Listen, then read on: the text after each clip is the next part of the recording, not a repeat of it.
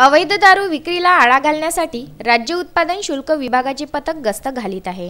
गस्ती दरम्यान चांदूर बाजार येथील 3,90,000ची दारू 20 तारखेच्या रात्री जप्त करण्यात आली आहे।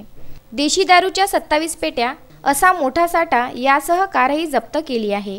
या प्रकरणी 25 वर्षीय गुजारपेठ नगर येथील आरोपी पंकज गजबिये व राहुल चव्हाण या दोघांना अटक करण्यात आली असून त्यांच्यावर महाराष्ट्र दारूबंदी कायद्याअंतर्गत 1949 नुसार 65 अ.ई.